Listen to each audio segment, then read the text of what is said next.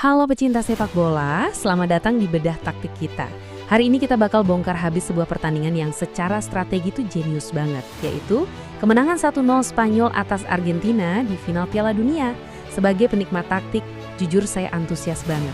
Karena laga ini tuh semacam kelas master buat urusan penguasaan bola, cara adaptasi di tengah tensi tinggi, dan eksekusi pressing yang luar biasa rapi. Kita nggak bakal cuma ngomongin skor akhirnya aja, tapi kita akan lihat langsung gimana Spanyol secara sistematis ngancurin rencana permainannya Argentina. Yuk langsung kita mulai. Ada 4 fase krusial yang bakal kita bahas. Pertama, taktik menembus pressing Argentina. Kedua, dominasi melalui sayap kiri. Ketiga, kebuntuan di sektor tengah. Dan yang keempat, kunci kemenangannya, yaitu pressing Spanyol. 67%. Bayangin, 67%. Dari detik pertama peluit bunyi, Spanyol langsung pegang kendali dan nentuin tempo. Nahan bola selama itu lawan tim sekelas Argentina jelas bukan perkara gampang. Tapi angka ini adalah fondasi dari seluruh strategi mereka yang ujung-ujungnya maksa Argentina buat capek sendiri ngejar bola dan cuma bisa bereaksi sama apa yang Spanyol lakuin. Oke, kita masuk ke fase yang pertama. Taktik menembus pressing Argentina. Kunci utamanya ada di satu konsep penting, namanya overload. Awalnya kan Argentina nekan pakai formasi 4-4-2 dengan intensitas yang gila-gilaan. Terus Spanyol balas pakai apa? Mereka minta gelandangnya, terutama Rodri, buat turun jauh ke belakang, nemenin bek tengah. Pergerakan Rodri ini otomatis bikin situasi 3 lawan 2 ngelawan penyerang Argentina. Nah, ini yang kita sebut overload. Mereka menang jumlah pemain di satu area, jadi bola bisa ngalir mulus ngelewatin garis pertahanan pertamanya Argentina. Dan efek dari taktik ini luar biasa mematikan loh.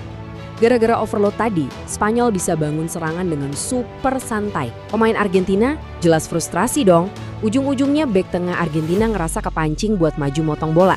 Mereka malah keluar dari posisi idealnya. Ini murni jebakan taktis. Spanyol mancing musuh buat ngerusak formasinya sendiri.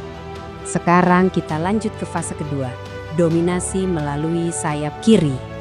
Waktu Argentina sadar pressing tinggi mereka gagal, mereka akhirnya mundur ngebentuk blok menengah. Disinilah Spanyol pinter banget adaptasi. Mereka langsung gedor sayap kiri. Ada 3 hal penting di sini. Pertama, pergerakan menusuk ke depan dari Laporte yang konsisten banget. Kedua, dan ini keputusan yang jenius, mereka sengaja ngehindarin sisi lapangan yang ada Lionel Messi-nya. Ya wajar sih, buat apa ngambil risiko kehilangan bola di dekat pemain paling bahaya di dunia kan? Dan yang ketiga, mereka bikin segitiga umpan maut antara Ruiz, Cucurella, dan Baena. Coba bayangin kombinasi bertiga tadi jalan kayak mesin yang presisi banget. Segitiga umpan yang mereka buat sukses bikin bek sayap Argentina kelabakan. Ruang kosong jadi kebuka gede banget, jalur umpan tersedia di mana-mana, dan Spanyol terus-terusan nembus pertahanan dari sisi kiri ini. Buat kita yang suka analisis taktik, permainan kayak gini tuh bener-bener manjain mata. Tapi tunggu dulu, gak semuanya berjalan mulus. Kita masuk ke fase ketiga, kebuntuan di sektor tengah. Ini bagian yang paling menarik dari laga final kemarin. Di satu sisi, serangan sayap kiri emang sempurna banget sama pergerakan tumpang tindihnya. Tapi di tengah, Dani Olmo benar-benar ditinggal sendirian.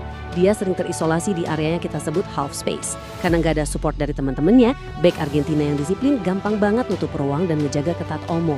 Alhasil, lini tengah Spanyol buntu total.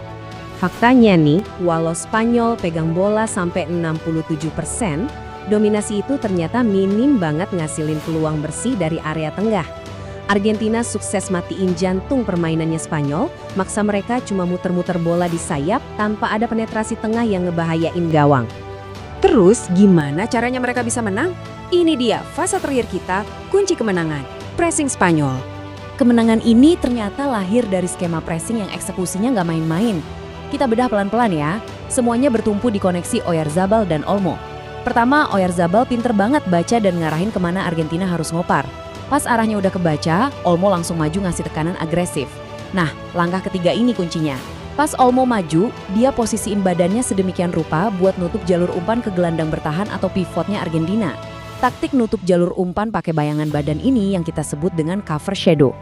Jebakan cover shadow dari Olmo ini benar-benar bikin Argentina mati kutu buat bangun serangan balik. Lewat taktik ini, Olmo dan kawan-kawan berhasil ngerebut bola lagi tepat di area pertahanan Argentina yang super bahaya. Inilah mesin utama di balik kemenangan 1-0 Spanyol, bukan cuma soal operan yang cantik, tapi kerja keras dan kecerdasan waktu ngerebut bola kembali dari lawan. Sebagai penutup, saya mau ngajak kalian mikir sejenak. Spanyol emang sukses angkat trofi kali ini. Tapi pertanyaannya, apakah pegang bola sampai 67% tapi terus-terusan ngandelin sayap karena tengahnya buntu, bakal jadi taktik yang ampuh buat turnamen berikutnya? Gimana ceritanya kalau musuh sukses ngunci mati sayap kiri mereka? Ini jelas PR besar buat tim Matador ke depannya. Terima kasih udah ikut bedah taktik hari ini. Semoga pembahasan ini bikin kita makin jeli pas nonton pertandingan. Sampai jumpa di analisis berikutnya.